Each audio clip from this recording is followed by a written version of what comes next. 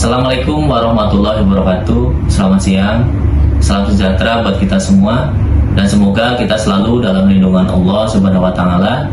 Perkenalkan, saya Insinyur Kuku Maya Sudrajat, ahli Madya, Sarjana Teknik, Magister Teknik, Insinyur Madya, ASEAN Engineering, APEC Engineering, dosen tetap program profesi Insinyur Fakultas Teknik Universitas Mercu Buana Jakarta. Saat ini saya dalam proses mengikuti sertifikasi dosen gelombang 1 yang diselenggarakan oleh Kemendikti Saintek tahun 2026. Saya akan melakukan penyusunan dokumen pernyataan diri dosen dalam unjuk kerja Tridharma Perguruan Tinggi atau PDD UKT PT.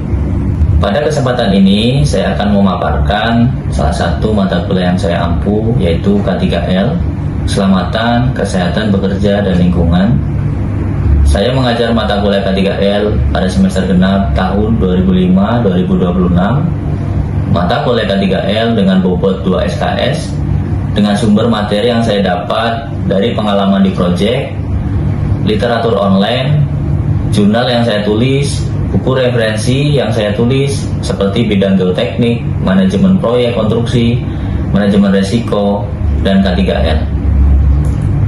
Adapun deskripsi mata kuliah K3L yaitu mata kuliah program profesi insinyur membahas teori dasar keselamatan, kesehatan dalam bekerja dan lingkungan dengan total 16 pertemuan, 14 pertemuan tatap muka, 1 pertemuan UTS, dan 1 pertemuan UAS. Perkuliahan K3L diselenggarakan baik online atau offline. Mahasiswa dapat mengakses materi perkuliahan, mengunduh RPS, serta dapat mengunggah tugas secara online. Sementara diskusi, studi kasus, dan presentasi dilakukan secara langsung di kelas. Metode pembelajaran yang saya terapkan bersifat aktif, partisipatif, dan berbasis pada pengalaman nyata. Di antaranya adalah ceramah interaktif untuk membangun pemahaman mahasiswa terhadap teori K3L, diskusi kelompok yang mendukung kolaborasi mahasiswa dalam menyelesaikan studi kasus, project based learning di mana mahasiswa menyusun proyek sesuai dengan apa yang sudah dipelajari. Untuk capaian pembelajaran mata kuliah atau CPMK meliputi CPMK 1 mampu memahami konsep dasar K3L, CPMK 2 mampu merancang sistem ketidakpastian darurat, CPMK 3 mampu menganalisis potensi hazard dan tahapan analisis resiko. Untuk capaian kelulusan atau CPL yaitu CPL 2 mampu melakukan perencanaan keinsinyuran, CPL 3 mampu memecahkan permasalahan keinsinyuran, CPL 4 mampu melakukan riset dan mengambil keputusan keinsinyuran. Penilaian pembelajaran pada mata kuliah K3L mencakup 3 komponen utama. Pertama, tugas 70%, 2, UTS 15%, 3, UAS 15%. Penilaian dilakukan secara objektif berdasarkan indikator seperti ketepatan dan penguasaan materi, partisipasi aktif, serta kemampuan analisis terhadap studi kasus. Hasil evaluasi saya sampaikan kembali kepada mahasiswa sebagai bagian dari proses umpan balik untuk meningkatkan pembelajaran.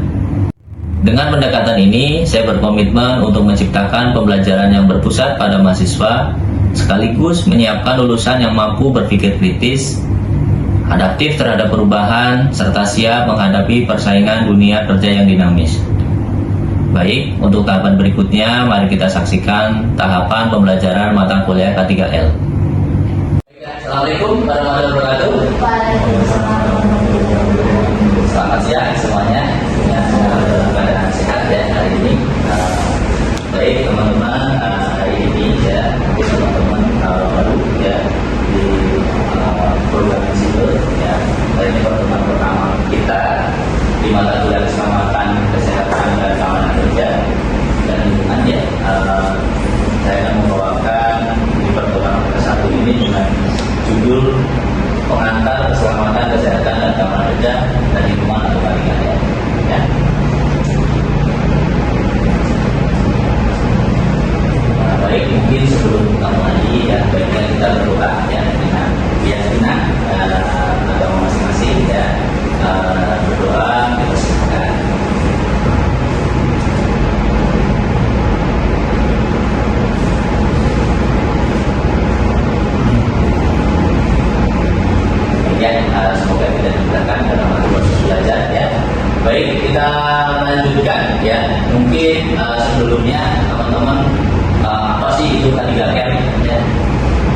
Mungkin ada yang tahu apa itu K3L?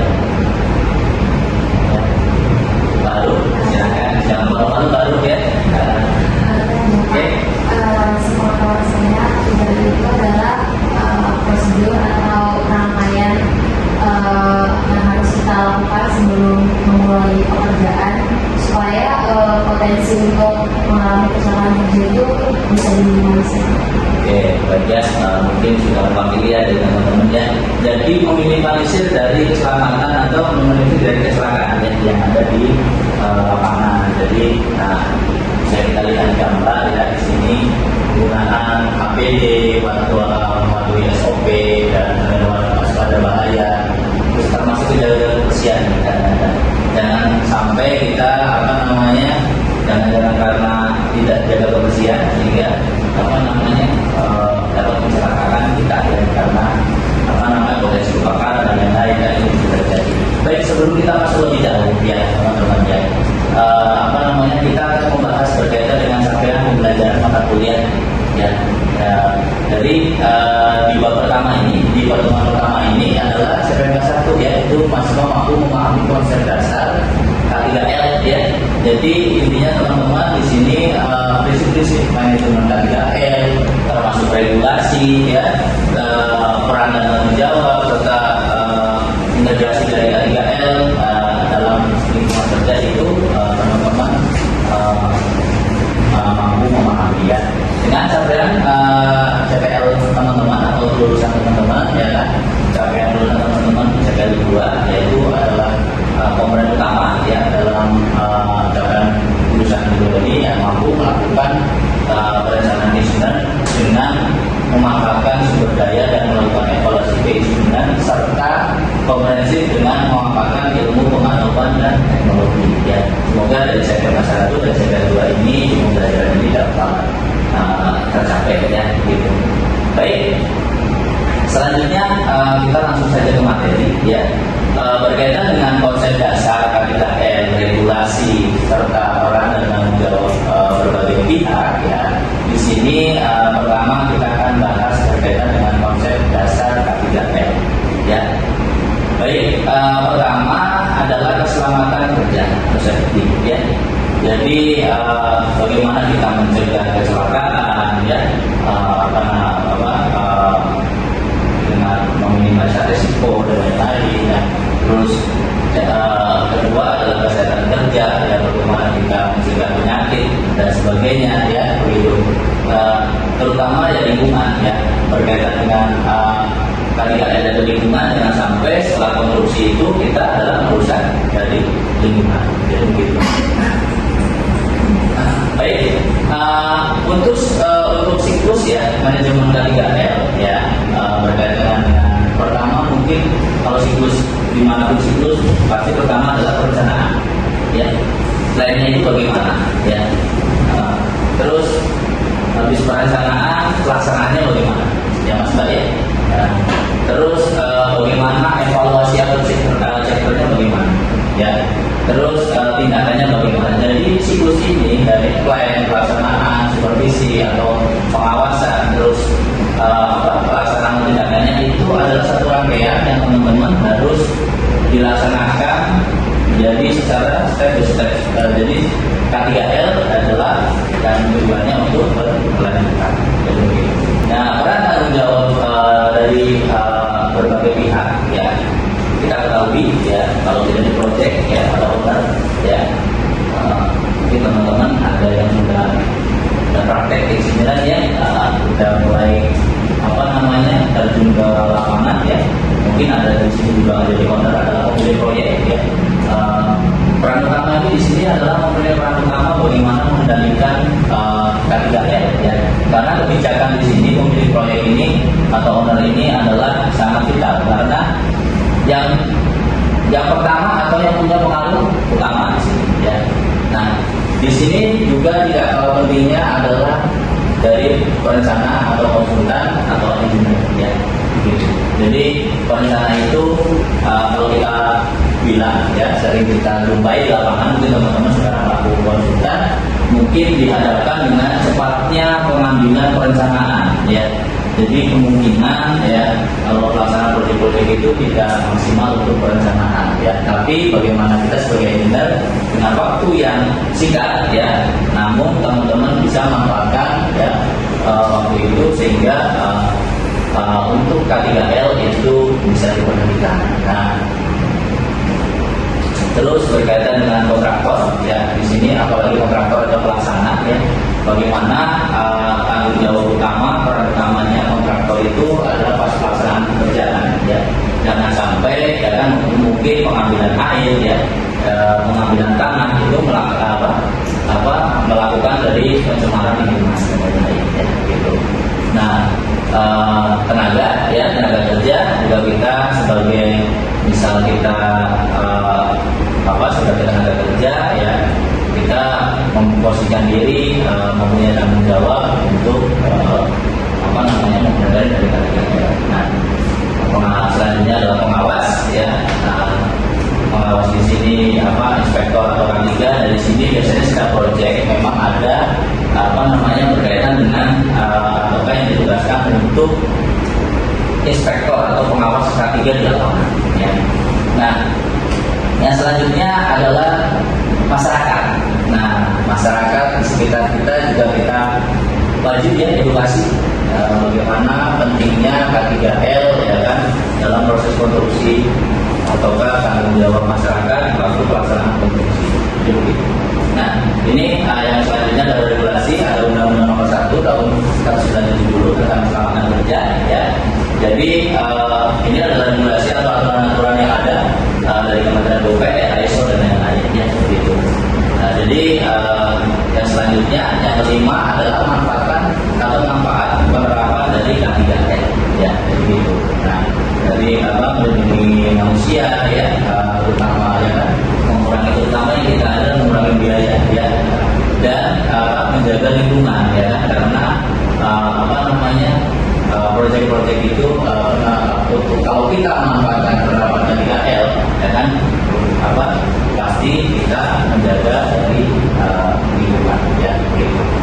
Jadi tanpa penerapan K3L ya pasti nanti terjadi aksiden ataukah kejadian-kejadian yang menyebabkan resiko atau terjadinya bahaya. Jadi dari tahapan penerapan K3L, terus ada dari kita menjadi pesan ya. Jadi keberhasilan proyek ya, kartu protektif ya, MK dan lain-lain ya, tidak sukses kalau lingkungannya menjadi rusak ya. Jadi konstruksi atau pelaksanaan pekerjaannya sukses, juga K3-nya harusnya sukses. Jadi begitu ya. Jadi berkesinambungan ya, berkelanjutan. Oke ya, kita lanjut pengantar K3L. Saya ambil sampling karena ini baru pendahuluan ya.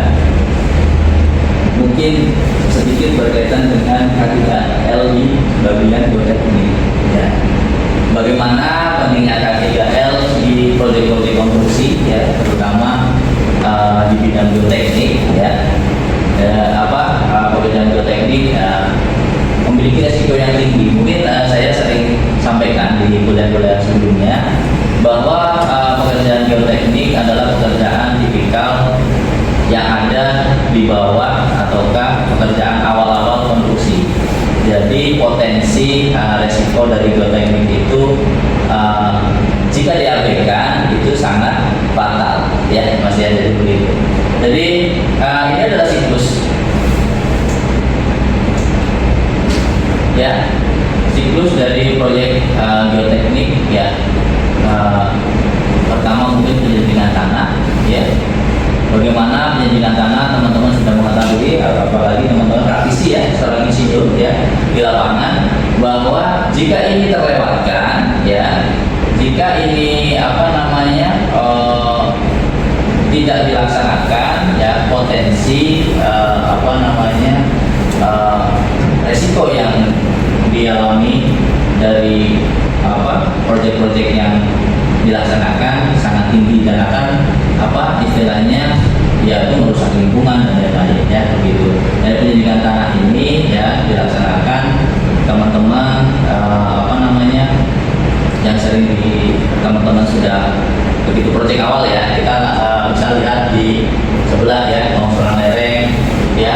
di apa namanya di terowongan ya, di gedung ya, begitu apa namanya penyelidikan tanah tidak dilaksanakan pasti akan menjadi masalah ya, terutama akan mengurangi apa namanya anggaran ya, biaya dan lain-lainnya gitu. Jadi penyelidikan tanah ini teman-teman akan belajar berkaitan dengan yang sudah dilaksanakan, itu apa indeks properties ya, dan engineering properties ya, yang itu teman-teman harus laksanakan. Nah, terus habis itu setelah penyelidikan tanah teman-teman sudah didapat ya, dari perencanaan dan desain ya. Ini sangat penting untuk rangkaian selanjutnya adalah perencanaan dan desain. Nah, terus peran dan konstruksinya ya, setelah perencanaan tadi ya sama konsultan, desain sama konsultan ya, terus dieksekusi konstruksinya sama kontraktor ya, terus dioperasikan sama owner ya, begitu ya, terus dipelihara mungkin dihibahkan ke masyarakat. Nah jangan sampai dari itu menyebabkan dari rehabilitasi ataukah mungkin memakan korban di pras operasi atau di pemeliharaan itu ya. Jadi apa siklus proyek bioteknik mungkin sudah paham ya. Nah, semuanya itu dari penyelidikan tanah sampai rehabilitasi dan pemeliharaan itu tadi ada L itu kita apa utamakan ya. Baik, ini adalah risiko bioteknik jika kita mengabaikan dari K3L ya, terjadi longsoran lereng ya, runtuhnya galian ya, runtuhnya terowongan ya. Ini sering terjadi di proyek-proyek yang mega besar ya, yang kita apa namanya sering lihat di televisi ya, karena mungkin ya siklus dari proyek tadi ya tidak mengindahkan ke K3L sehingga resiko biotekniknya seperti hal ini. Baik ya, dari tadi yang saya sudah sampaikan, mungkin ada pertanyaan yang memang kita bisa nanti bahas bersama ya, dari apa yang sudah tadi saya sampaikan di bab 1. Silakan mungkin teman-teman ada pertanyaan. Ada juga dari Mas Afran mungkin, apa dari Mas Fajar? Oke, Mas Afran ya. Bagaimana penerapan K3L itu dapat meningkatkan kualitas dan keberhasilan proyek di bidang bioteknik? Baik, pertanyaan yang bagus ya. Bagaimana tadi penerapan K3L untuk pelaksanaan proyek bioteknik ya, sesuai dengan yang kita inginkan. Mungkin dari pertanyaan Mas Afan ada yang mau menjawab? Mbak Armelia, Mas Ipan, atau Mas Arsen? Ya. Baru. Oh, pertanyaannya dulu lah Mas ya. Pertanyaannya itu bagaimana penerapan K3L dapat meningkatkan kualitas dan keberhasilan proyek di bidang bioteknik? Ya, penerapan K3L untuk penerapan proyek bioteknik mungkin supaya berhasil gitu ya Mas ya, yang ngomong gitu. Lalu bisa menjawab? Saya mungkin kalau yang tadi dijelasin itu kan kalau misalnya contohnya kalau di bidang bioteknik itu kan kita bisa merancang fondasi gitu ya. Jadi dia salah satunya mungkin dalam penghitungan safety faktornya, mungkin ketepatannya itu kan mempengaruhi nanti hasilnya itu bisa mempengaruhi gimana kedepannya si struktur itu aman atau enggaknya untuk ditempati untuk keberhasilannya. Jadi menurut itu mungkin ada yang tambah lagi di Mas Arsan. Kalau segi hitungan safety faktor oke ya, memang itu tujuan utama ya, apalagi kemarin teman-teman ya waktu mungkin S1 ya belajar berkaitan dengan BISOP dan jandu ya, bagaimana menghitung safety faktor atau keamanan itu, tapi mungkin ada yang ditambahkan yang berkaitan dengan lingkungan ya. Nah, karena ada L-nya ya, lingkungan ya, ada L ya gitu. Jadi keselamatannya mungkin seperti faktornya sudah L-nya nih yang belum. Mungkin ada yang namanya Mas Rizal. Saya mungkin yang boleh nambah Pak, ya kan kayak proyek biotekniknya, terus juga contohnya itu terkait dengan pemancangan fondasi ini. Berarti kalau misalnya dari lingkungan itu kita biasanya meninjau dari kebisingan dari pemancangan itu. Betul, itu yang kita gimana caranya untuk meminimalisir dari kebisingan terus juga mengurangi debu juga karena kan di lapangan itu debu, nah itu biasanya dilakukan penyiraman supaya mengurangi debu. Terus juga dari keselamatan itu kita menggunakan helm safety, terus pakai sepatu safety juga, terus pakai hazard atau yang namanya rompi proyek gitu. Nah, terus juga dari segi lingkungan itu kita juga dalam proyek geotek itu tadi dari kebisingan juga tadi dari getaran gitu. Mungkin itu yang bisa saya tambahin. Baik, itu lengkap ya dari jawabannya Mas Fajar ya. Jawabannya Mas Arum baru disempurnakan sama Mas Fajar tadi ya. Mungkin gitu Mas Afan ya. Jadi dari segi keselamatan konstruksinya ya, safety faktornya tadi sudah direncanakan dengan baik ya, begitu. Itu dihitung lagi pakai praksis itu manual lagi safety faktornya. Itu pun nanti dibedakan dengan scareman ya, jalan dan lain-lain yang tadi sudah dihitung yang disempurnakan sama Mas Fajar Mas. Jadi ada pembahasan ya berkaitan ataukah ada identifikasi atau background mungkin ya dari identifikasi resiko yang berkaitan dengan kebisingan ya, lingkungan, mungkin di situ ada beberapa izin-izin galian dan lain-lain ya yang menyebabkan resiko-resiko potensinya untuk kerusakan lingkungan, mungkin begitu ya. Jadi tambahan jawaban dari Mbak Arum di kesempatan berbeda itu sudah cukup jelas, begitu ya. Cukup jelas ya Mas Afan ya. Baik, mungkin ada pertanyaan lagi? Ada yang perlu diskusikan? Ya, dari pertanyaan tadi diskusi kita atau materi kita di pertemuan pertama ini yang berkaitan dengan pendahuluan K3L ya, ada yang ditanyakan kembali ya Pak, sebelum saya Pak, ya silakan. Ya. siapa sih Pak tuh yang bertanggung jawab terhadap penerapan K3L di proyek geotek? Baik, siapa yang paling bertanggung jawab atau yang pihak-pihak yang bertanggung jawab ya, yang untuk K3L pada proyek geoteknik. Mungkin ada yang jawab? Mas aja lagi ya, Mungkin saya boleh Mas aja. Oke, silakan. Jadi orang yang bertanggung jawab dalam K3 itu biasanya orang yang memakai merah itu namanya K3, terus HSE itu orang-orang yang sudah pasti terlibat dalam keselamatan kesehatan pekerja dan lingkungan gitu. Itu sih Pak mungkin bisa saya jawab. Baik, mungkin saya ulas sebentar ya. Tadi ada slide yang berkaitan dengan pihak-pihak yang mungkin memberi tanggung jawab atau berperan di sini ya.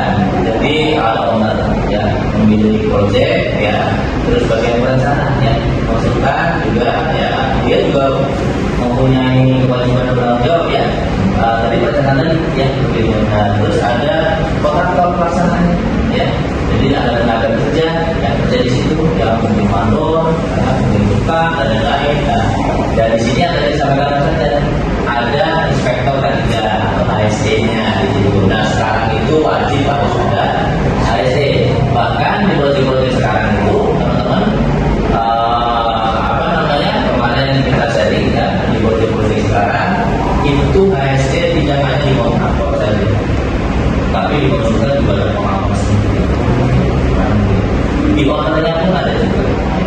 Jadi pentingnya K3 itu memang bagaimana kita zero incident yang di lapangan itu tujuannya ya begitu. Dan terakhir adalah bertanggung jawab juga masyarakat juga ya. Pihak umum juga bertanggung jawab. Jadi ini adalah beberapa ataukah yang bertanggung jawab di dalam pihak-pihak yang mempunyai tanggung jawab di untuk K3. Oke, ada yang didiskusikan lagi? Cukup? Baik ya, jika cukup ya, ini adalah data pustaka yang saya ambil pidato ataukah materi-materi yang saya ambil. Nah, bisa simpulkan mungkin ya di sini ya. Kita kesimpulan pertemuan pada pertemuan pertama ini di K3L ya, itu poin-poin yang penting adalah pertama adalah konsep dasar dari K3L ya. Terus prinsip manajemen K3L-nya ya. Regulasi tadi standarisasi baik nasional sama internasional kita sudah bahas teman-teman bahas di Mas Fajar lalu berkaitan dengan Mas Afan ya, tanya ya berkaitan dengan tanggung jawab masing-masing individu ya atau perusahaan tadi ya, kontraktor, owner dan lain-lain tadi ya. Terus integrasi ada dalam ya. Jadi di sini yang dimaksud integrasi adalah KTKL harus terintegrasi dalam setiap tahap pekerjaan pensiunan. Ya. Di sini dari perencanaan hingga evaluasi proyek, dan itu harus terintegrasi ya KTKL. Nah, sehingga teman-teman dari sampai pembelajaran di CKMK 1 dan CKMK 2 ya, semoga materi di pertemuan ke-1 KTKL ini dapat tercapai sampai pembelajaran ya. Jadi sekali lagi budaya KTKL dimulai dari diri kita sendiri ya, untuk kerja aman, sehat dan produktif ya, gitu ya. Jadi kalau tidak dari diri sendiri, kalau orang lain yang mulai ya, kita budayakan dari diri sendiri ya. Begitu yang bisa saya sampaikan ya. Baik, mungkin sebelum kita akhiri ya, bahwa pentingnya KTKL di proyek konstruksi itu yang pertama adalah utamakan ya dan kesehatan kerja ya. Datang kita sehat, pulang kita sehat ya, kan itu ada istri di rumah ya nungguin ya. Mungkin teman-teman bentar lagi ya kan gitu ya, karena menjadi muda kan begitu. Baik, mungkin itu yang bisa saya sampaikan dari pertemuan pertama berkaitan dengan pendahuluan KTKL ya. Saya terima kasih waktunya. Jika tidak ada pertanyaan, saya akhiri. Wassalamualaikum warahmatullahi wabarakatuh. Sekian video rekaman pembelajaran dalam mata kuliah K3L pada program studi Program Profesi Insinyur Fakultas Teknik Universitas Mercu Buana Jakarta. Assalamualaikum warahmatullahi wabarakatuh.